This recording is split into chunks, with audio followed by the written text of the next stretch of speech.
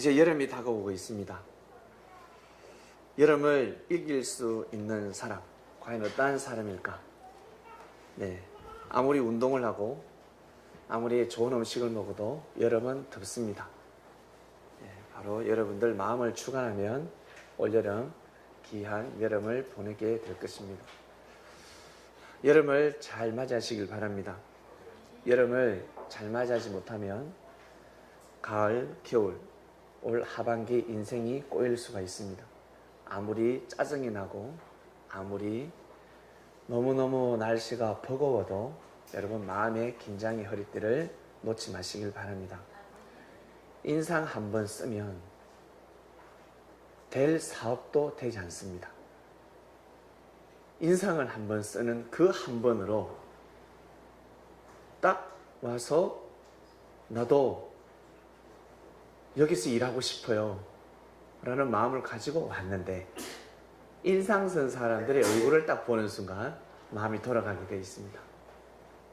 그러나 밖에서 인상 쓰고 들어오는 사람들이 어떤 회사에 그리고 어떤 학교에 어떤 기업에 방문했을 때 사람들의 인상을 보고 마음이 달라지는 것입니다. 와, 여기 사람들 좋구나.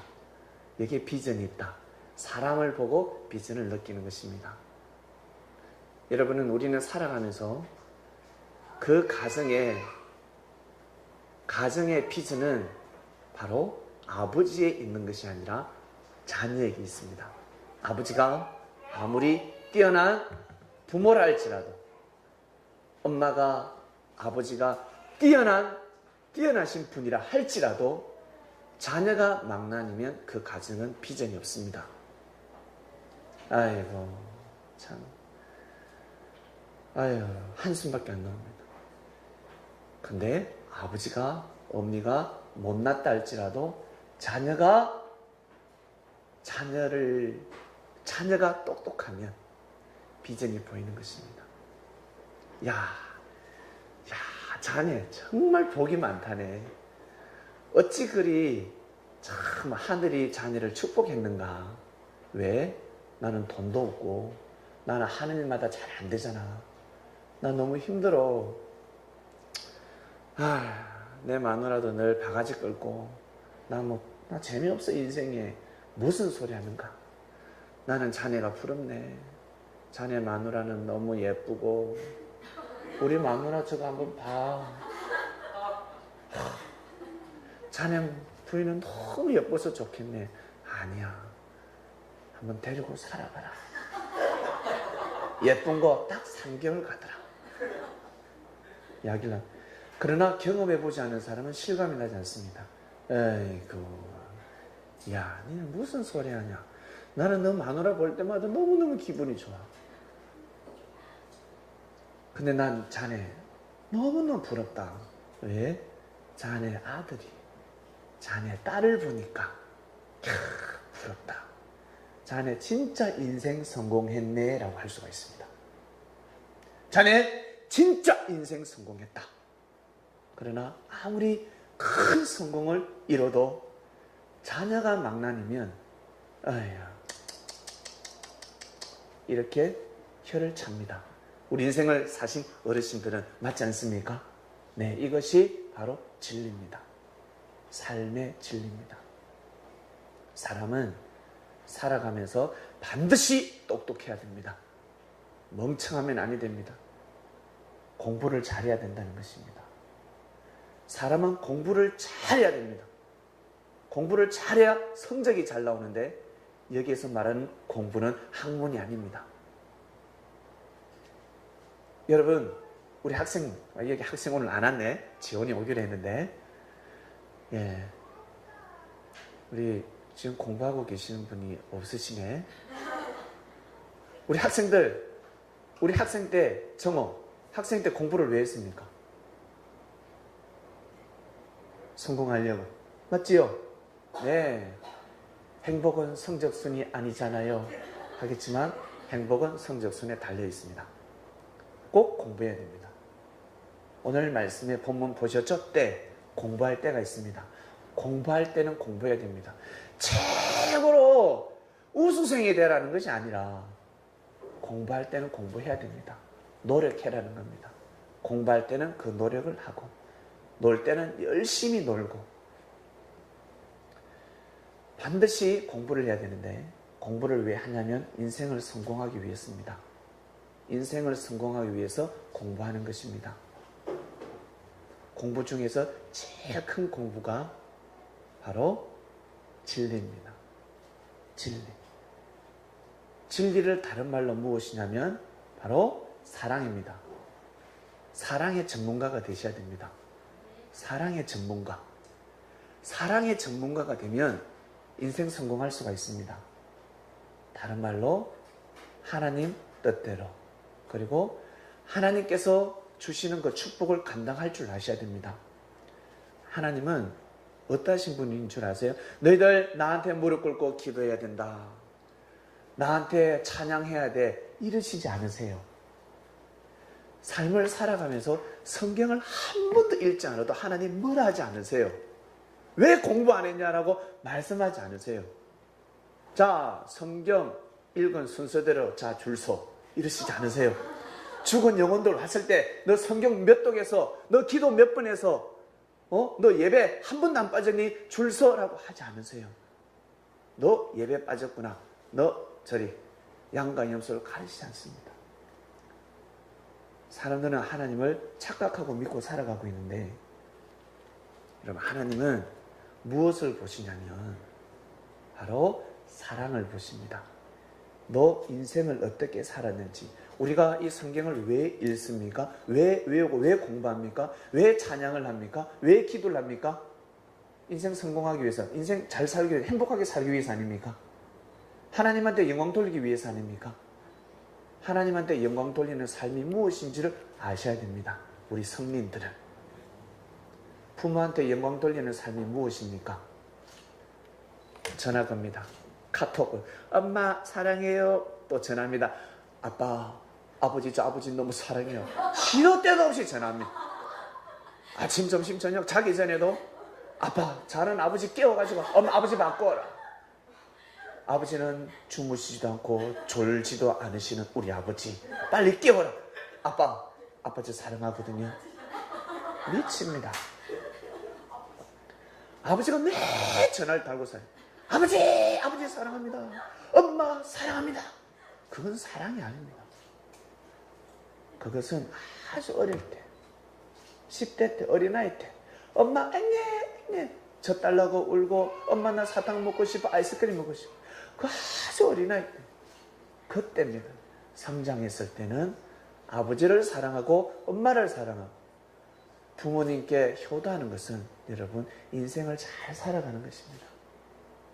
인생을 잘 살아가면 인생을 행복하게 살아가면 그 자체가 아버지의 부모의 영광이 되는 것입니다. 그런 행복한 마음으로 아버지를 찾아뵙습니다. 어떨 때 1년에 딱 2번 찾아뵈면 됩니다. 멀리 계시는 분들은 설날 때 추석 때 또 여유가 되면 한 달에 한 번씩 찾아뵙기도 하고 그 자체가 영광입니다. 그 자체가 효도가 되는 것입니다. 우리는 섭리라고 하였습니다. 우리 창명교를 섭리라 하였는데 왜 섭리랍니까? 우리는 왜 섭리입니까? 하나님께서 어떻게 역사를 하시는지를 우리는 알고 있다는 것입니다. 아는 것이 힘인데 알면 실수하지 않습니다. 반드시 아셔야 됩니다. 지난주 말씀에 보냄을 받는 자가 되어라 말씀하셨습니다. 보냄을 받는 자가 되어라. 올라오기 전에 기도를 드렸습니다. 주님, 지난주 말씀 너무 감사를 드리고 아주 간략하게 보냄을 받는 자, 주님 심정은 어떠셨습니까? 제자들을 둘씩 보낼 때 어떤 심정으로 보내셨습니까? 라고 기도를 드렸습니다. 바로 자기 자녀를 딸을 시집 보낸 것과 같다. 자기 아들을 장가 보낸 것과 같다. 나이가 들었다고 해서 시집 보내야 되겠습니까? 아이고 다 컸네. 아들이 나이가 찼다고 해서 장가 보내면 되겠습니까? 공부 못하면 보내면 안 됩니다. 한마디로 인생 준비되지 않은 자는 보내면 안 된다는 겁니다. 큰일 납니다. 반드시 준비된 자가 가야 됩니다. 반드시 준비된 자가 인생을 어떻게 살아가야 되는지를 아는 사람, 남녀가 만나야 됩니다.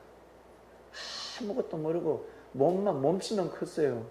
키만 뻘쭘하게 컸어요. 아무것도 몰라요.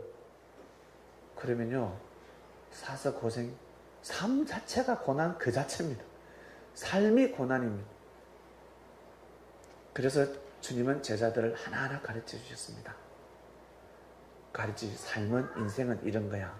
하나님에 대해서 오해하지 않도록 가서 오해를 풀어주라. 제자들이 가서 뭐라고 가르쳤냐면,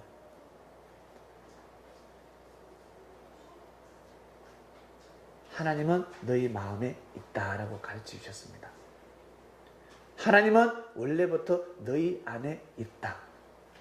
하나님을 만나도록 하라. 진실된 삶을 살도록 하라. 진리대로 살도록 하라. 예루살렘 성전에 가서 예배를 안 드려도 너희들은 이미 구원을 받았다. 유대인들은, 제사장들은 교회에 와서, 예루살렘 성전이 그 당시 때 교회였으니까 거기에서만 예배를 드려야 구원받는다고 하였습니다. 그러나 예수님은 그렇게 말씀하지 않으셨습니다.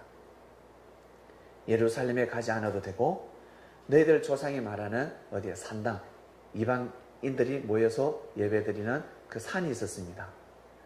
그곳에서도 아니고, 그럼 어디에서 예배를 드려야 됩니까? 바로 신령과 진정으로 예배를 드리면 된다 하였습니다. 신령과 진정으로.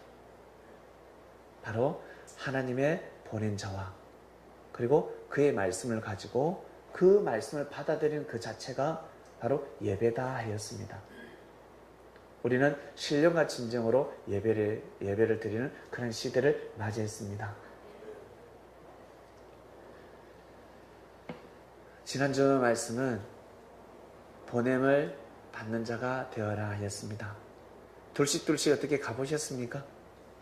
예, 한번 가보셨습니까? 생각지도 못하게 가보신 분이 계실 거고, 또 어쩔 때는 혼자 가신 분도 계실 것이고, 가보니까 어떻습니까? 준비된 사람은 가면, 특히 직장 같은 경우, 준비된 사람이 딱 가면요, 직장에서 뭐라고 하냐면, 이야, 정말 우리가 찾는 사람이 왔다. 이렇게 이야기합니다.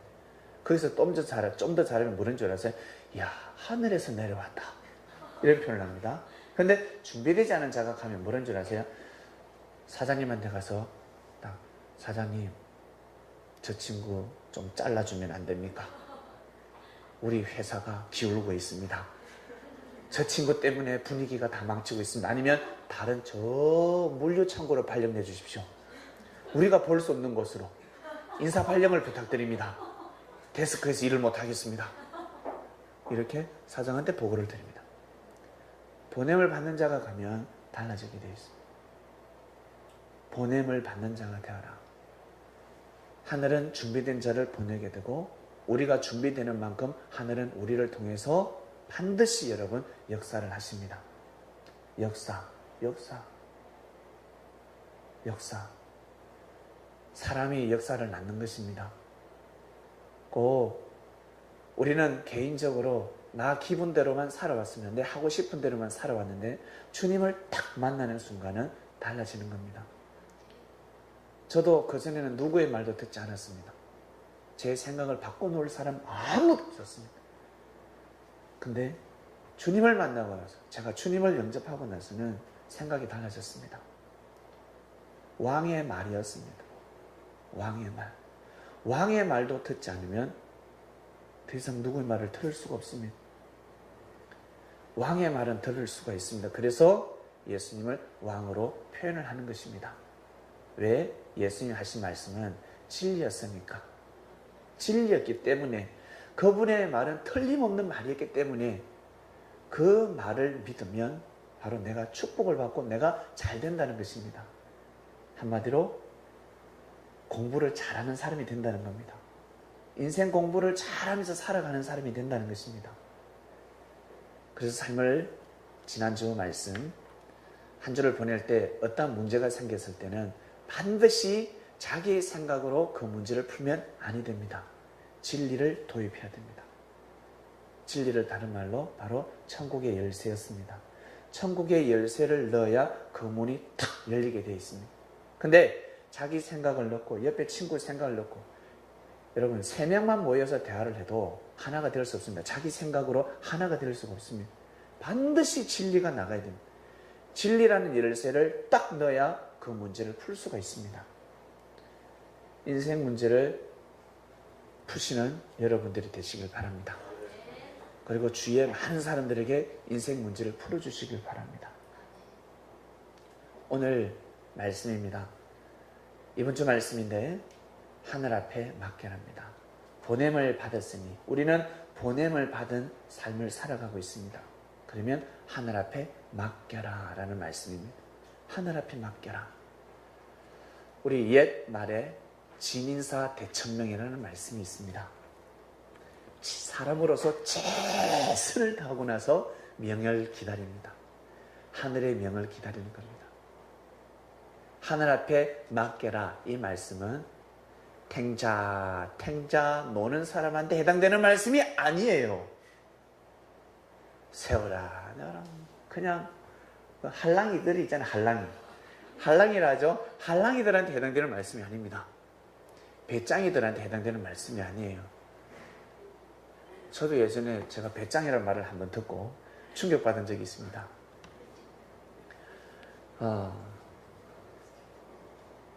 할랑이들한테 해당되는 말씀이 아닙니다. 바로 최선을 다해서 살아가는 사람들, 자기가 맡은 바 최선을 다하는 사람들, 마음과 뜻과 목숨을 다해서 살아가는 사람들에게 해당되는 말씀입니다. 하늘 앞에 맡겨라. 하늘 앞에 맡겨라. 아브라함은 하나님 앞에 발걸음을 맡겼습니다. 그랬더니만 하나님이 아브라함한테 뭐라고 하셨냐면 때가 되매 하나님이 여기로 가 저기로 가 그러면 보따리를 사고 또 가요. 원래는 하란 지역에서 살았는데 원래는 갈대아 우르르, 예를 들어서 부산에서 살았습니다. 저 낙동강 하류 갈대아 우르르에서 살다가 어디로 떠나라, 가나안 땅으로, 가나안으로 가라 그랬거든요. 내가 정한 땅이 있다 가라 해서 보따리 챙겨서 떠나다가 너무 머니까 중간이 어떻게 서야 되지 않겠습니까? 그 지점이 대전점이었습니다. 하란이라는 곳, 대전점에서 다 보따리를 풀고 거기에서 일을 하다 보니까 자리를 잡았어요. 그 가정이 가문이 되고 뭐 하는 것마다 뭐 풍년이고 뭐 하는 것마다 사업도 잘 돼. 대박이에요. 대박. 다 잘 됐어. 뿌리를 딱 내려서 정착을 하고 살려고 하는데 세상에 하나님이 아브라함한테 아브라함아 예 다시 떠나야 되겠다. 세상에 새 빠지게 고생해서 일궈놓은 텃밭들을 다 놔두고 떠나야 되는 겁니다. 이를 어떻게 해요? 떠나라. 아브라함은 또 챙겨서 떠납니다. 그러고 나서 때가 되네 하나님이 아브라함에게 뭐라고 하시냐면 그 종착역 어디 가나안 땅에 입성하고 나서는 하나님이 뭐라고 하셨냐면요, 너는 어디를 가든지 축복받는다 했습니다. 네가 동쪽으로 가도 내가 너와 함께하고 서쪽으로 가도 내가 함께한다.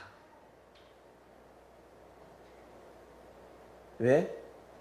아브라함은 이제 하늘 앞에 맡길 때가 됐으니까. 근데 롯은 아브라함의 조카 롯이 있었습니다. 이 롯은 이 해당 사항이 되는 사람이 아니에요. 이 말씀이 해당이 되지 않습니다. 우리 삼촌에게 하나님께서 동으로 가도 축복을 받고 서로 가도 축복을 받는다 했으니까 나한테도 해당되겠구나. 해당되는 말씀이 아닙니다. 아브라함한테는 해당되는 말씀입니다. 롯이 나도 동으로 가고 축복을 받고 나도 서로 가면 축복을 받는다. 이 말씀을 자기 걸로 만들려면 롯은 어떻게 해야 되겠습니까? 롯이 머리가 좋았다면, 공부를 잘했다면 선택을 했을 건데 어떤 선택입니까? 아브라함을 따라가야 되는 겁니다. 아브라함을 따라가야 되는 겁니다. 아브라함을 따라가면 롯 또한 이 말씀이 적용이 되는데 롯이 아브라함을 따라가지 않았습니다. 나는 이제 독립할 때가 됐다. 독립할 때가 됐다는 겁니다. 결국 독립을 해서 나갔습니다. 우리 인생을 사시다 보면 나 때문에 저 녀석이 축복받고 돈도 벌고 하는 사업도 잘 되고 잘 됐는데 자기가 잘난 줄 알아요. 그러다 나중에 어떻게 내 혼자 한번 해보겠다 그러면서 나가는 사람들이 있습니다. 그러다가 어떻게 쪽박 차지 않습니까? 그러면 어떻게 다시 쪽박 들고 다시 돌아옵니다. 다시 돌아옵니다. 다시.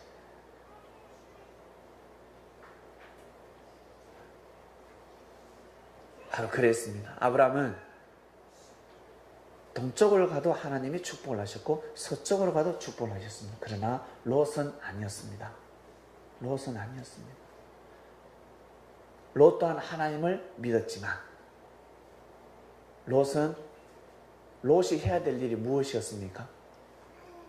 바로 아브라함을 옆에서 지켜야 되는 겁니다. 자기가 머리가 아니라는 거예요. 자기가 아브라함하고 같이 옆에 있어야지만이 롯은 머리의 역할을 하는 겁니다.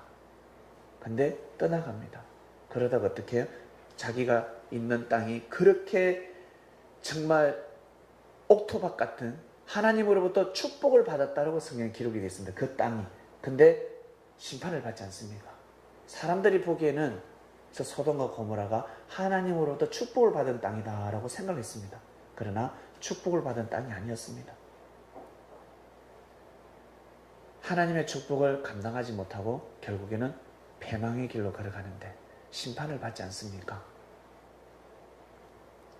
멸망을 받았습니다. 이처럼 하늘 앞에 맡겨라는 것은 최선을 다하는 사람들에게 주어지는 말씀입니다. 우리는 할 수 있는 것은 바로 믿음입니다. 여러분, 하늘 앞에 절대적인 믿음을 지키는 사람들은 하늘 앞에 맡길 수가 있습니다. 마음을 비우게 되어 있습니다. 하늘이 어떠한 결정을 내리든 내가 따르겠습니다 라는 말씀입니다. 아브라함의 아들이 이삭인데 아브라함이가 100세 때 이삭을 낳습니다. 100세 때 아들 독생자를 낳는데 외동아들이죠. 낳았는데 어느 날 하나님께서 아브라함에게 아브라함아 네, 너의 아들을 나한테 바쳐라. 이 시대는 그 시대는 제물을 하늘 앞에 번제를 드렸습니다. 제물은 바로 동물들이었는데 동물을 번제했습니다. 번제는 화형입니다. 화형. 불로 태우는 겁니다. 불로 태워서 연기로 하나님께 영광을 돌리는 그런 의식이 있었습니다. 우리 조상들은 번제보다 제사를 드리지 않습니까? 제사는 어떻게 불 태우지 않지 않습니까? 명절 때 혹시 동물들 잡아서 불 태우신 분 집안 계십니까? 없어요. 지금은 없습니다. 이때는 번제였습니다. 불로 태웠는데 사람도 불로 태울 때가 있었습니다. 사람을 특히 인주라고 하였는데 건물을 지을 때 머릿돌을 놓기 전에 어린아이, 아주 건강한 어린아이를 그 땅속에 묻습니다. 의식이었습니다. 없어져야 될 의식이었죠. 그 의식을 드리면서 이 건물을 하늘 앞에 드린다라는 의식이 있었는데 그걸 인주라고 합니다. 인주. 그런 시대였기 때문에 아브라함이가 이것은 사단의 계시야, 이건 귀신이 하는 소리야 라고 하지 않았습니다. 하늘의 음성을 알아들었습니다. 아브라함은요, 하나님의 영감을 눈치채는 자였습니다. 결국 아멘, 두 사환을 데리고, 두 명의 종입니다. 종을 데리고 하나님께서 준비시켜 놓은 그 제단으로 갑니다. 이삭이 장작을 듭니다. 장작을 탁 둘러면, 그러면 나이가 어느 정도 성장했다는 겁니다. 아이가 성장했습니다. 이삭이 아주 똑똑하지 않겠습니까? 그 애비 아들인데 묻습니다. 아들이 아버지한테 아버지요 라고 합니다. 아버지요. 왜 아들아? 아브라함의 마음은 어떠하겠습니까? 아브라함은 하나님께 번제를 드리러 가는 그 발걸음이 기뻤겠습니까? 슬펐겠습니까? 정말 슬펐습니다. 정말 슬펐습니다. 그리고 계속해서 기도를 드리겠지요. 하나님, 제가 믿고 가는데 주여, 주여. 하나님의 말씀은 받았지. 그 말씀대로 지금 실천은 해야 되지. 그러려니 나의 자손이 대가 끊어지는 것 같고, 근데 착한 응답을 받았고, 하나님. 그때 아들이 말을 겁니다. 아버지요. 그래 아들아. 장작은 있는데 재물은 어디 있나이까? 아버지가 늘 재물을 드릴 때 항상 장작하고 재물을 같이 가져갔는데 오늘은 재물을 가져가지 않습니다. 아버지의 눈빛을 보고 이삭은 눈치를 챕니다. 아브라함의 눈빛이 어땠겠습니까? 눈물로 걸썩걸썩 눈망울이 맺힌 눈망울, 눈빛을 보고 합니다. 우리 사람들 눈 보면 알지 않습니까? 눈 보면 무슨 생각을 하는지 눈만 보면 알 수가 있습니다. 눈을 보면. 그래서 자, 눈을 뜨라. 이야기할 때 어때? 내 눈을 보고 이야기해라. 자, 내 눈을 보고 이야기해라. 그러면 어때? 거짓말인지 아닌지? 야, 니 거짓말이네. 내 시선을 못 쳐다보네. 바로 눈빛을 피하면 어떻습니까? 그래서 아브라함의 눈빛을 보고 이삭은 오늘 내가 재물이라는 말인가? 이삭 또한 깨닫게 됩니다. 근데 이삭은 도망가지 않았습니다. 아버지 돌았나 하지 않았습니다. 우리 아버지 돌았다 지금. 그렇게 하나님 잘 믿더만 우리 아버지 돌아보다. 우리 아버지 더 이제 돌아버렸구나. 사단의 계시를 받았구나 하지 않았습니다. 그대로 순종합니다. 그리고 성질이 좀 사나운 아들은 아버지한테 아마 욕했을 겁니다. 아버지한테 욕도 하고 밧줄을 묶고 있을 때 아버지 보고 난리가 났을 겁니다. 아버지한테 욕을 하고. 근데 이삭은 양이었습니다. 순한 양이었습니다. 여러분, 양의 특징이 양이 고집이 엄청 세거든요. 근데 특징 하나가 양이 도마 위에 딱 올리면 양 가만히 있습니다. 양의 특징이 도마 위에 올리면 제단이라고 그러죠. 제단에. 그러면 가만히 있습니다. 돼지하고 개 난리가 납니다. 개 올리 보면요 난리가 납니다. 개는 왜 그거 막 도망가고 난리가 납니다. 근데 양은 그 위에 딱 올리면요 가만히 있어요. 가만히. 그래서 하나님은 이스라엘 백성들을 양이라 표현했습니다. 양. 목자를 따라가잖아요. 양은 목자를 딱 보면 그 목자가 어때? 사고 목자라도 그 목자인 줄 알고 따라갑니다. 양은 분별력이 없습니다. 자기 딱 보면 그냥 양인 줄 알고 따라갑니다. 그 양은 하나의 그 장점이죠. 딱 제단에 올라가면 딱 맡깁니다. 주인한테 맡깁니다. 참 멋있습니다. 그 이삭이 양이 되었습니다. 아버지한테 맡깁니다. 이삭도 하늘 앞에 맡겼고, 그리고 아브라함도 하늘 앞에 맡겼습니다. 칼을 들고 아들을 잡으려고 할 때 여호와의 사자가 하늘로부터 음성이 들립니다. 천사의 소리가 들립니다. 아브라함아, 아브라함아. 그 목소리는 얼마 전에 들었던 목소리와 톤이 다르고 뜻이 다릅니다. 우리 아버지들이 아들의 이름을 부를 때, 여러분들의 이름을 부를 때 음성만 딱 들으면 알지 않습니까? 아하, 우리 아버지 오늘 야단 났구나. 아니면 아버지가 내한테 용돈 주려고 하는구나. 이야, 음성을 듣고 바로 눈치를 챕니다.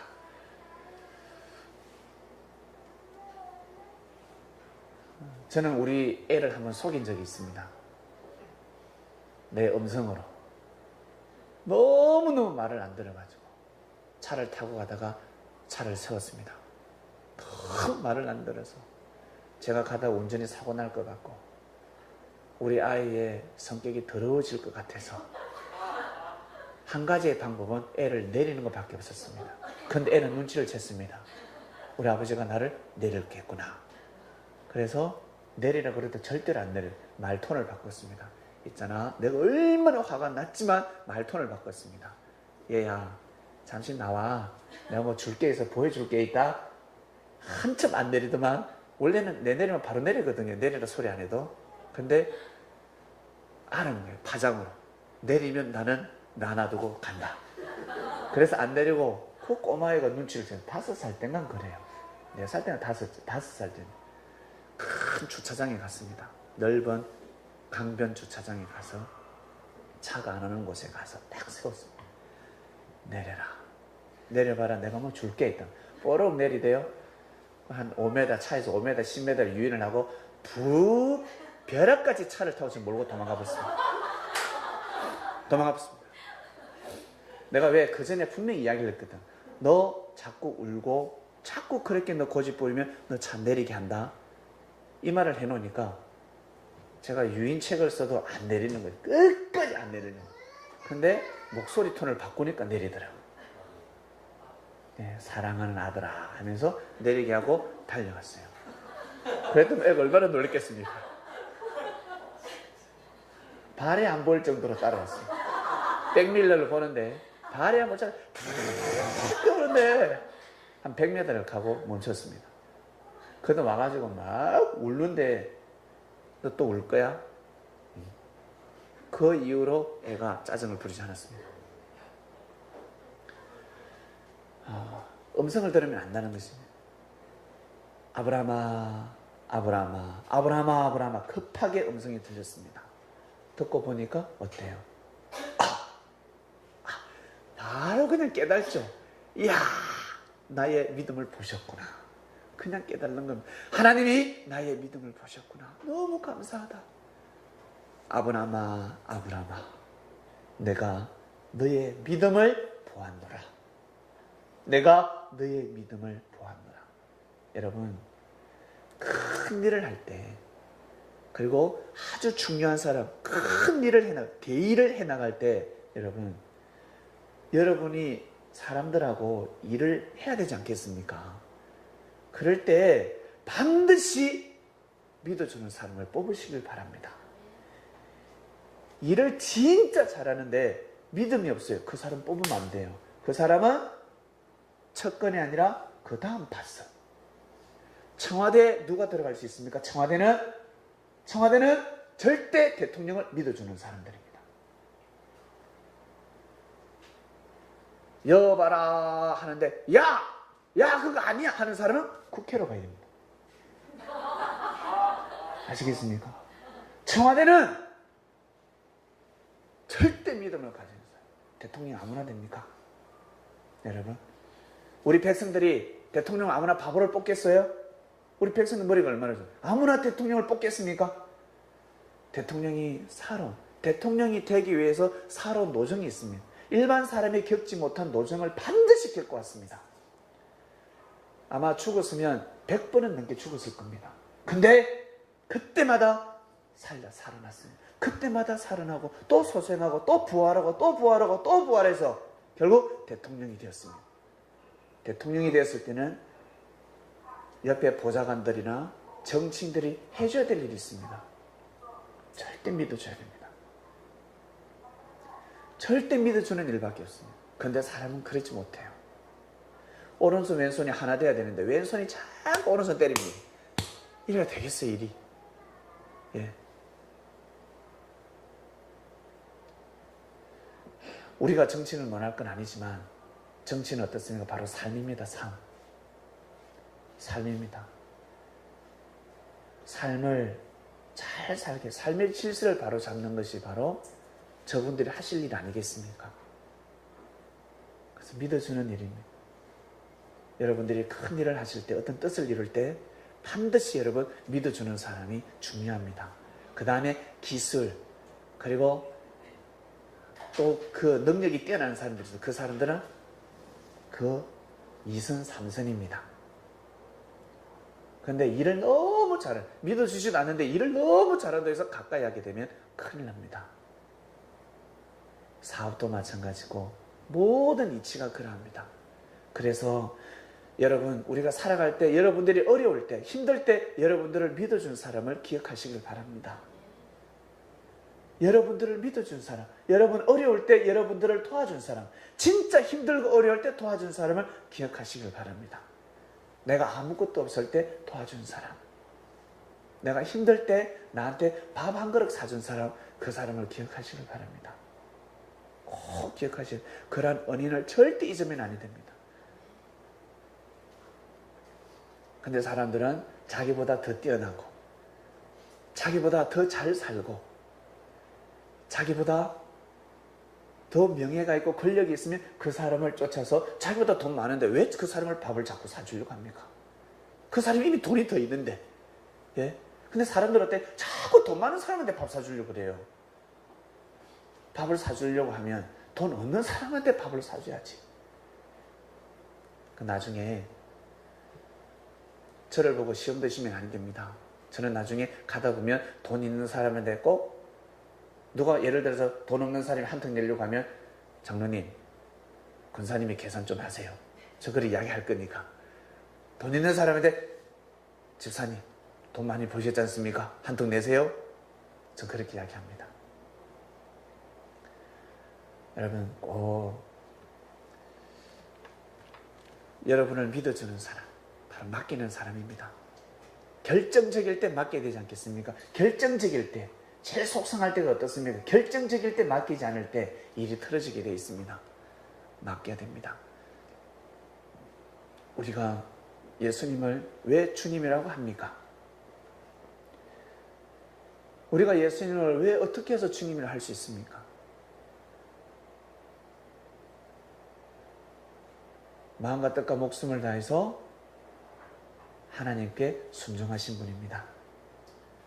마음과 뜻과 목숨을 다해서 하나님께 순종하신 분입니다. 전지전능하신 하나님의 이름을 밝히신 분인데, 예수님이 결국 십자가의 길을 걸어가십니다. 원래는 예수님은 돌아가시면 아니 됩니다. 원래 죽으러 오신 분이 아닙니다. 원래는 죽으러 오신 분이 아닙니다. 원래는 예수님이 돌아가심으로 인해서 구원의 문이 열렸다. 아닙니다. 안 돌아가셔도, 예수님이 오랫동안 복음 전하시고 연로하셔서 돌아가셔도 구원의 문은 열리게 되어 있습니다. 어떤 사람은 이야기를 하지요. 예수님이 십자가의 못이 바뀌지 않았더라면 예수님이 영원히 사셨을 것인데, 예수님이 지금까지 사신다고 생각 한번 해보십시오. 예수님이 2000살이 넘었습니다. 2000세가. 삶의 질서가 다 깨어지는 겁니다. 육은 여러분 반드시 흙으로 돌아갑니다. 예수님의 육은 흙으로 돌아가는 겁니다. 그러나 예수님의 영이 있습니다. 예수님의 영, 예수님의 속사람. 예수님이 부활했다고 하니까 예수님이 육이 부활했다고 생각하는데, 예수님이 육이 부활한 것이 아닙니다. 육은 부활할 수 없습니다. 예수님의 영이, 속사람이 완전한 영인체였기 때문에 제자들이 예수님의 영인체를 보는 순간 기겁해버린 겁니다. 사람처럼, 진짜 육처럼 느껴졌으니까. 실감나게 성경에 기록되어 있습니다. 신랄하게. 3D 아세요? 3D. 3D를 보고 시골에 가서, 산에서 사는 할머니한테 가서, 할아버지한테 가서, 할아버지, 할머니, TV에서요 막 나와요. TV에서요 꽃이 막 나오고 막 동물이 튀어나오고요. 돌았나? 얘가 돌았나? 3D 몰라요. 기술을 모른단 말입니다. 영인체를 보지 않는 사람은 귀신 있는 거 절대 안 믿습니다. 영의 세계를 모르는 사람은 귀신도 안 믿어요. 천사도 안 믿고 하나님도 예수님도 절대 안 믿습니다. 그러나 본 사람은 안 믿어요. 보면요 부인할 수가 없습니다. 정확하게 기록합니다. 할아버지가 왔다 갔다. 할아버지하고 만나서 나는 대화를 나누고, 할아버지가 나한테 이런 말씀을 하더라. 이 후손들이 이걸 읽으면 죽은 할아버지가 다시 살아났다고 생각합니다. 아주 입체적으로 성경에 기록되어 있습니다. 이걸 문자 그대로 풀면 예수님이 육적 부활한 걸로 오류를 범하게 되어 있습니다. 그러면서 비진리가 선포됩니다. 예수님이 부활했으니 우리도 부활된다. 우리도 죽으면 다 부활된다. 뭐가 부활돼요? 육은 절대 부활될 수 없습니다. 한번 죽으면 끝입니다. 흙으로 돌아가면 끝이라는 겁니다. 근데 육적 부활을 계속해서 전하고 있습니다. 육이 부활하거든, 육이 부활 안 합니다. 하늘나라는 이미 말씀을 하고 하늘의 유업은 하늘나라는 우리 육신이 갈 수 없다고 이미 말씀이 기록되어 있습니다. 예수님께서 부활하신 예수님은 육이 부활하신 것이 아니라 만약에 육신이 부활했다면 뭐 한다고 하늘로 다시 가십니까? 예? 걸어다니면서 복음 전하셔야죠. 하늘나라 왜 가십니까? 걸어다니면서 복음을 전하셔야 되는데 보는 제자들만 봤습니다. 믿음 있는 제자들만 보았습니다. 일반 사람, 믿음 없는 사람들은 볼 수가 없었습니다. 제자들에게 보여주었습니다. 부활을 보여주셨습니다. 평소에 예수님이 살아생전에 가르쳐 주셨던 부활을 정확하게 보여주셨습니다. 사람은 영생한다. 우리 그 사람은 흙으로 돌아가지만 마리아야, 네 이마에 얼굴에 자꾸 주름이 생기지. 아무리 너 마사지 팩해도 소용없어. 계속 주름은 생기는 거야. 그것은 후피하는 거야. 마르다야, 얼굴에 바람 넣지 마라. 너도 나중에 그 바람 빠진다. 육은 있잖아. 결국 늙어. 오래 못 살아. 근데 너 마리아, 마르다야, 너 영원히 산다. 너 영은 얼마나 아름다운 줄 아니? 정말 아름답단다. 정말요? 그럼 그 사람이 있는 것처럼 속 사람이 있다. 너는 영원히 산다라고 가르쳐주셨어. 육은 흙으로 돌아가지만 나라는 존재, 너라는 존재는 영원히 산다. 영생한다. 그것을 예수님 돌아가시고 나서 제자들에게 보여주셨습니다. 나를 보아라. 나를 보아라. 만져보아라. 내가 살아있지 않냐. 영인체를 보여주셨습니다. 성경은 그렇게 기록되어 있습니다. 그러다 보니 예수님이 진짜 육으로 부활하셨다고 생각을 합니다. 육적 부활은 일어날 수 없습니다. 영적 부활입니다. 예수님은 하나님께 모든 것을 맡기셨습니다. 자기 자신의 육신을 하늘 앞에 맡기는데 진인사 대천명이라고 마음과 뜻과 목숨을 다해서 최선을 다하십니다. 끝까지 믿음을 보이셨습니다. 아버지, 제 육신을 드리지 않고 뜻을 이룰 수 없습니까? 계속해서 기도를 해도 하나님은 응답하지 않습니다. 예수님이 선택해야 되는 겁니다. 하나님은 답하지 않으셨습니다. 어떠한 답도 하지 않으셨습니다. 예수님이 결정을 해야 되시는 겁니다. 우리 정민이가 예수님의 제자였다면 반드시 이야기했을 겁니다. 예수님, 십자가 뭐 한다고 집니까? 저하고 저 이방 땅으로 갑시다. 제가 가서 다 복음 전하고 내가 평정시켜 놓을게요. 뭐 한다고 여기 있습니까, 여기? 하영이도 그랬을 거고, 지호도 그랬을 거고, 영철이도 그랬을 거고, 다 그랬습니다. 여기 있는 아담들 다 그러셨을 것입니다. 우리 김종기 사장님은 아마 예수님한테 예수님을 결박하려고 잡으러 오는 그놈들을 아마 몽둥이로 아마 때려 눕혔을 겁니다. 주먹으로 때려 눕히다 안 되면 몽둥이로 때려 눕혀가지고 작사를 냈을 겁니다. 어디 나의 스승에게 손을 댄단 말인가. 꼼짝도 못하게 했을 것입니다. 그러나 주님은 제자들에게 계속 가르치며 설득을 시킵니다. 내가 이 길을 걸어가지 않고서는 아니 된다. 내가 이 길을 가지 않고서는 역사를 이룰 수 없는 때가 왔다. 베드로가 그러죠. 저 주님 따라갈 거라고. 주님 죽으면 저도 죽을 거라고. 예수님이 말씀하십니다. 너의 생각은 잘못됐다고 가르쳐줍니다. 예수님 마치 뭐가 같냐면 여러분 아버지 돌아가실 때 아버지 저 따라 죽을 거예요. 아버지 뭐랍니까? 돌았나 그러겠죠. 야 이놈아, 그래도 아버지 죽을 때 저 같이 죽을까? 묘를 막 파고 들어갑니다. 뭘 묻었는데 아버지가 파고 들어가고 관을 열어서 관까지 들어가서 엄마 나 문 닫으라고, 관 닫으라고. 엄마 나 같이 아버지하고 같이 죽을 거야. 베드로 그랬습니다. 나머지 제자들은 다 도망갔습니다. 같이 매장시킬까 봐서. 다 제자들은 다 도망갔는데 혹시나 하면 다 도망갔는데 베드로는 그러지 않았어요. 베드로는 끝까지 비껴라 그러고 나야 그러고 나 같이 죽을 거야. 예수님하고 같이 죽을 거야. 생쇼를 다했어요. 베드로가. 그와 같습니다. 베드로가 보통 사람이 아니었습니다. 그런 베드로가 마지막에 부인하잖아요. 3번 부인하잖아요. 깨달습니다. 예수님 살아생전 전에 베드로한테 한 말씀이 있습니다. 저 주님 따라갈 거예요. 주님 손대면 이제 가만두지 않을 겁니다. 어떤지. 왜? 베드로는 회를 잘 썰을 겁니다. 고기잡이였던 거예요. 회를 얼마나 칼질을 엄청 잘했어요. 샤샤샤샤샤샤샤샤. 예수님이 회를 많이 드셨습니다. 매운탕도 드시고. 제자들은 베드로의 손맛을 느껴보지 않은 제자가 없었습니다. 늘 주방 일을 담당했습니다. 떡하면 물고기 대가리들을 모아서 매운탕을 끓이는 겁니다. 맛있거든요. 그러면서 말씀에 떡을 뗍니다. 사람이 배고프면 말씀 절대 안 들어갑니다.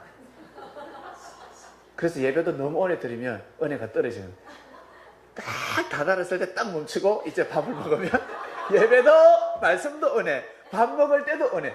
그 때를 딱 놓치면 다음 주 예배 안 올라나? 가면 배가 고라서, 나는 저 창명교회만 가면 배가 고라서 나 저러다 나 병 걸릴 것 같아. 나 안 가. 네, 섭리는 그래서 금식하지 않습니다. 우리 금식하지 않습니다.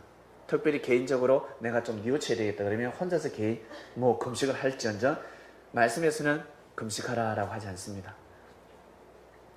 왜냐하면 혼인잔치이기 때문에. 혼인잔치는 잘 먹고 잘 먹어야지요. 베드로가 회를 얼마나 잘 떴겠습니까? 그 베드로의 그 칼싸움, 그 칼제비가 마지막 한 번 모습을 보이지 않습니까? 한 번도 보이지 않았는데 예수님을 잡아가려고 하는 그 군사가 예수님을 포박했을 때 베드로가 칼을 샥 빼서 순식간에 아무도 못 봤어요. 귀를 탁 잘라버렸어요. 피가 뚝뚝뚝뚝뚝. 네, 예수님이 다시 살려주셨습니다. 모든 죄를. 베드로가 얼마나 야단 맞았겠습니까? 여러분, 우리 예전에 우리 여기 계신 분들은 친구들끼리 싸우면 딱 있다가 선제 공격하면 이제 끝난 겁니다. 누가 선제 공격했다 그러면 끝난 겁니다. 욕만 한 번 해도 싸움은 일어날 수밖에 없습니다. 칼을 들었습니다. 베드로가 칼을 들었으면 어떻게 되겠습니까? 그 겟세마네 동산은 무덤으로 변하게 되어 있습니다. 지금도 마찬가지입니다. 정당 방위로 어때요? 미국 같은 경우는 총으로 빵빵빵빵빵빵 죄가 되지 않습니다. 이때는 더욱더 합니다.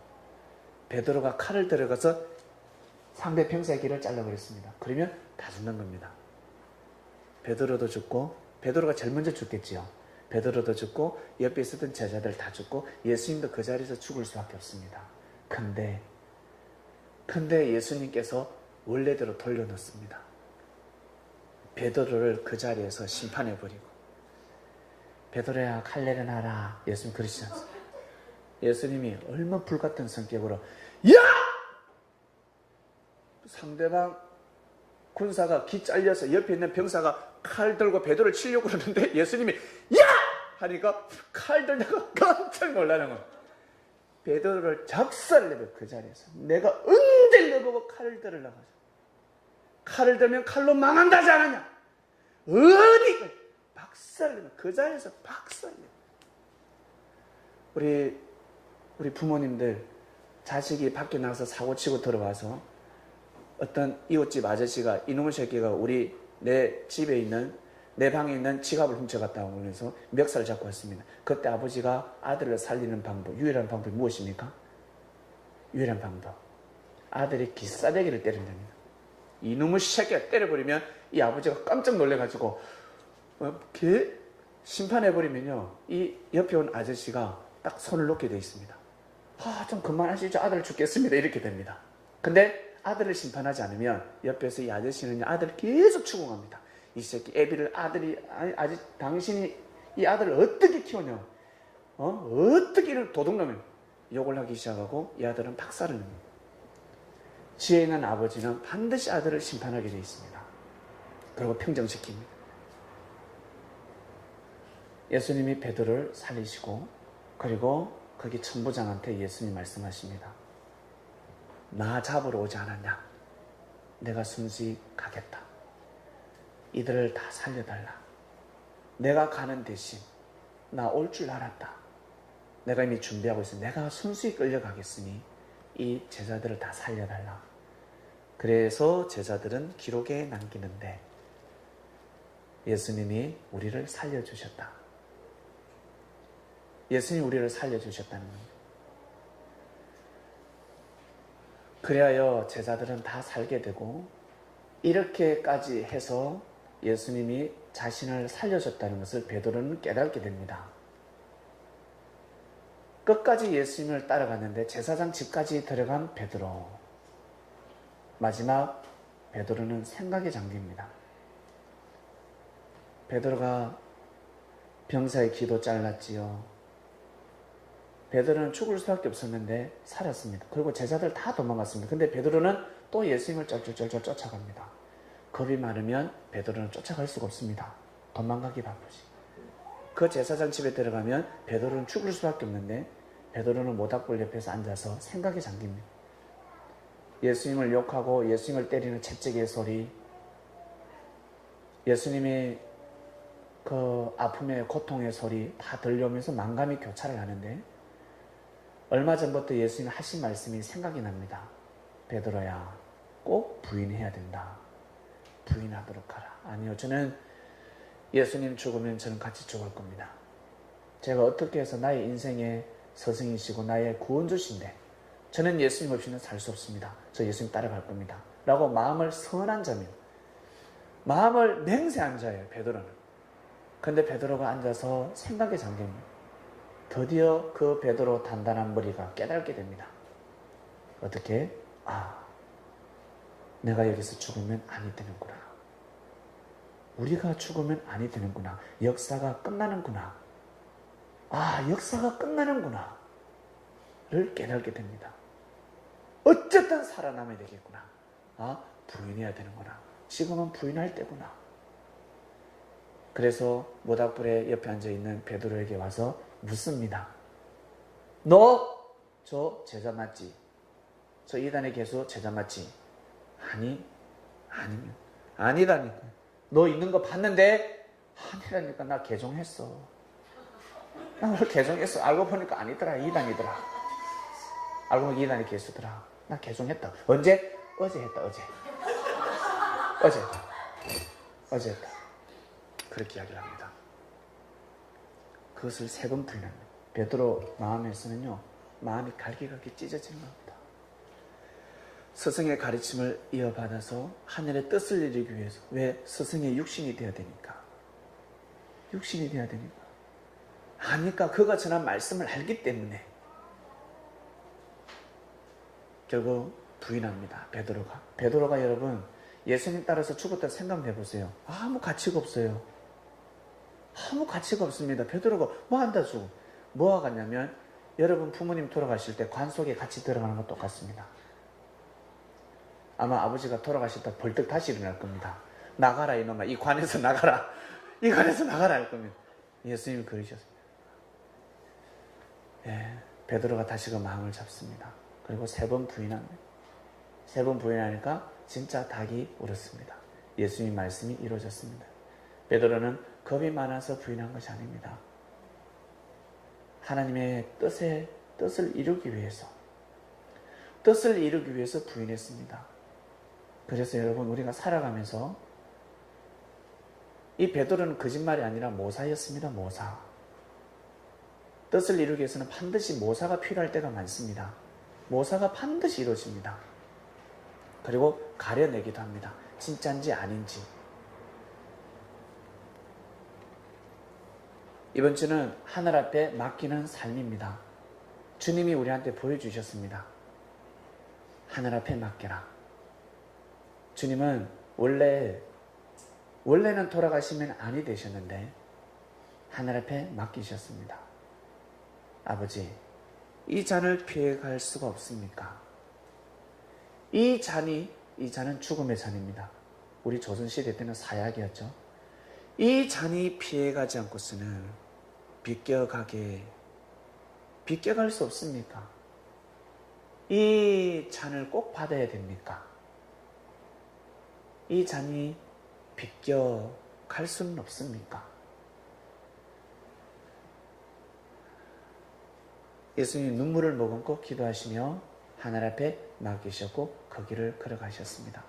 그러니 부활의 역사가 일어났습니다. 할렐루야. 믿음을 보이셨습니다. 오늘 말씀의 본문을 보면 천하의 범사에 기한이 있고 모든 목적을 이룰 때가 있습니다. 여러분, 때가 있다고 하였습니다. 지금은 시대가 발달해서 시계가 있는데 예전에는 시계가 없었고 때였습니다. 때. 지금이 어느 때인 줄 아느냐? 해가 중천에 떴다 일어나라 라고 합니다. 몇십 몇 분이 아닙니다. 여러분, 다음 생에 영의 세계 가면 시간은 없습니다. 몇 시에 만나자가 없습니다. 이미 그 때를 맞았기 때문에 그곳은 시간이 없는 곳입니다. 지금은 이 말씀을 누가 썼냐면 솔로몬이가, 지혜를 받은 솔로몬이가 썼는데 때에 관한 말씀을 썼습니다. 때가 있다. 사람은 반드시 죽을 때가 있고, 그리고 병든 것이 치료될 때가 있다. 그리고 무너뜨릴 때가 있고 다시금 만들어서 세울 때도 있고, 울 때가 있으면 웃을 때가 있다. 슬플 때가 있으면 춤출 때가 있다. 돌을 던질 때가 있고 돌을 모을 때가 있고, 그리고 안을 때도 있고 아는 것을 네가 멀리 해야 될 때가 있다. 우리 부모님들 특히 아기를 안아서 아기에 젖을 먹이지 않습니까? 엄마가 젖을 먹일 때가 있는 거예요. 근데 젖을 뗄 때 떼야 되는데 10살이 돼도 20살이 돼도 맨날 엄마 젖 빤다 생각해 보세요. 그 애입니다. 동물이지. 이 말이 안 되는 것처럼 인생이 그렇다라고 가르쳐 주십니다. 안을 때가 있으면 멀리 할 때가 있고, 찾을 때가 있으면 찾았을 때, 내가 이걸 찾았을 때는 잃어버릴 때도 있다는 거예요. 그러니 모든 것을 하늘 앞에 맡겨라. 부정하지 마라. 너 잃어버렸지? 너무 속상해. 잃어버려서 하나님 나와 함께 하지 않는 것 같아. 내 하는 일이 안 돼. 왜 이렇지? 아니야. 이루어질 때가 있다는 거예요. 사랑할 때가 있고 미워할 때가 있고, 그 시대 때는 전쟁할 때도 있었습니다. 평화를 위해서 전쟁할 수밖에 없었습니다. 10절, 하나님이 인생들에게 노고를 주사. 여러분, 노고를 주셨다는 겁니다. 힘듦을 주셨다는 겁니다. 스스로 존재케 하기 위해 애쓰게 하신 것을 내가 보았노라. 애쓰면서 살고 있습니다. 하나님이 모든 것을 지으시되, 여러분 믿으십니까? 여러분 이것을 믿으셔야 됩니다. 이게 믿음입니다. 믿으셔야 합니다. 하나님이 모든 것을 지으시되 때를 따라 아름답게 하셨고, 또 사람에게 영혼을 사모하는 마음을 주셨느니라. 우리에게 영혼을 사모하는 마음을 주셨습니다. 여러분, 영혼이 살고 싶지 않습니까? 영혼이 행복해지고 싶지 않습니까? 예, 그걸 사모하는 마음을 주신 겁니다. 진리를 주신 겁니다. 그것이 진리입니다. 사랑과 기쁨과 행복, 진리입니다. 그것을 이루기 위해서는 때가 있다.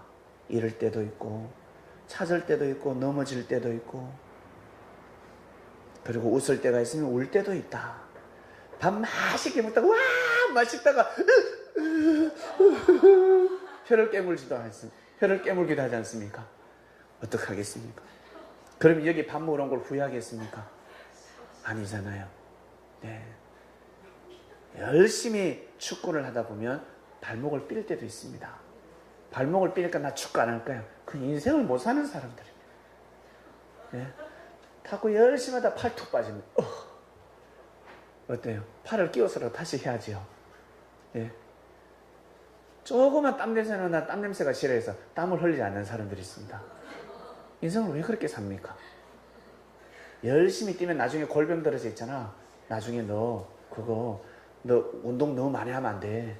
몸에 근육이 있으면 나중에 축 늘어서 보기 싫다. 왜 인생을 그렇게 삽니까? 그 때가 있습니다.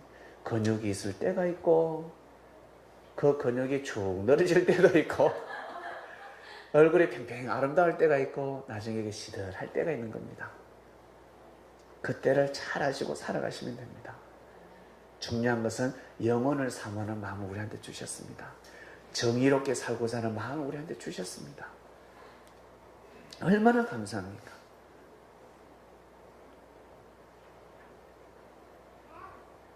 그러나 하나님의 하시는 일의 시종은 처음과 끝입니다. 시종을 사람으로 청량할 수 없게 하셨도다. 그래서 맡기셔야 합니다. 하늘 앞에 맡기시길 바랍니다. 땅은 거짓말을 하지 않는다 말씀을 하시지 않습니까? 땅은 곧 하늘이니까. 땅은 하늘입니다. 하늘의 그림자입니다. 이 땅은. 그래서 땅은 거짓말을 하지 않는다. 바로 하늘은 거짓말을 하지 않는다는 것입니다. 반드시 뿌린 대로 거두게 되어 있습니다. 하늘 앞에 맡기시길 바랍니다. 이번 주 더욱더 최선을 다해서 살아가시고 끝까지 믿음을 지키셔서 하늘 앞에 맡기는 한 주간이 되시기를 주님의 이름으로 축원드립니다. 기도하고 마치겠습니다. 감사합니다. 주님께서 하나님께 맡기셨듯이 저희들 삶 또한 맡깁니다. 주님은 죽음의 길을 걸어가지 아니하고서는 하나님의 뜻을 이룰 수가 없었습니다. 그러나 저희들에게는 이러한 일은 도래하지 않습니다. 너희들이 죽어야 되겠다. 네가 희생해야 십자가의 길을 걸어가야 하나님의 뜻을 이룰 수가 있다. 이런 시대가 아닙니다. 지금은 십자가를 짊어지는 그 자체가 잘못된 시대가 도래했습니다. 얼마나 귀한 시대에 살고 있습니까?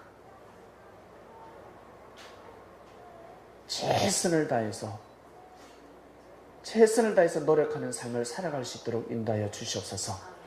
그러려면 반드시 마음의 십자가를 짊어지기도 합니다. 저거 안 되는데 저걸 내가 왜 짊어져야 되지요? 짊어질 때는 짊어져야 된다. 마음고생할 때는 마음고생하고 억울함을 당할 때는 억울함을 당할 때도 있고 괴로움을 당할 때는 괴로움을 당하고 그리고 때를 기다려라. 하늘 앞에 맡겨라. 하늘 앞에 맡기는 우리 창명교회 성민들이 되기를 간절히 바라고 원합니다. 이번 한 주간에 우리의 삶을 인도하여 주셔서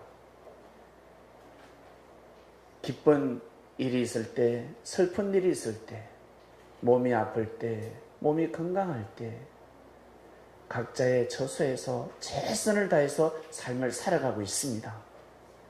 이번 한 주간 참으로 중요할진데 주님 따라 저희가 하나님 앞에 맡깁니다.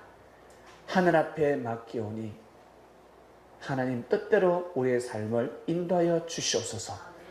부활의 역사가 일어날 줄로 믿습니다. 사랑이 많으신 주님의 이름으로 기도드립니다. 아멘.